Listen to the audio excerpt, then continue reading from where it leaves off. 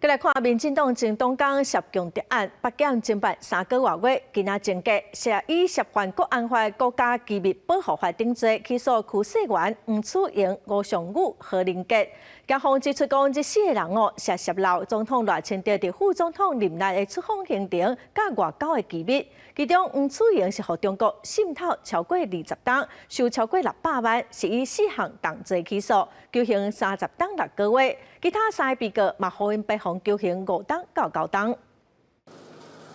在阿几下回，民进党前党工涉伫强谍风波，经过检方3个月侦办，查查侦结，以涉犯国家机密保护法定罪嫌，起诉总统府前书记吴尚武、57任外交部长时期的前助理何仁杰。民进党民主学院前副主任区世元，甲资深党工黄楚莹，4人互集体求动刑，分别具体求处有期徒刑5年至18年6月以上之重刑，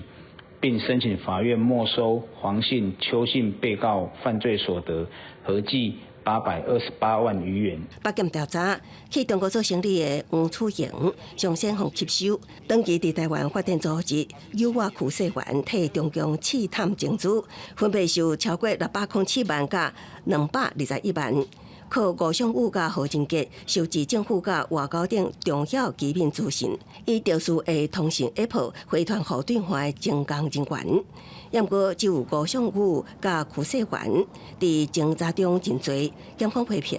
黄楚莹甲何仁杰若是法庭缓刑，搁卡几夜摆乌白编造白贼话，想要误导侦办方向。类似这种人工间谍，它相较于网络间谍危害也更为重大，因为它是有点线，因为突破，所以在法体系还有这个反情报的手段，还有就是未来这个任用机密人员的稽核都需要强化。面对强谍案调团，专家建议强化反情报机制，完善法规体系，加重判刑。政府对相关人员的任用甲启核也拢被当疏忽。公视新闻采访报道。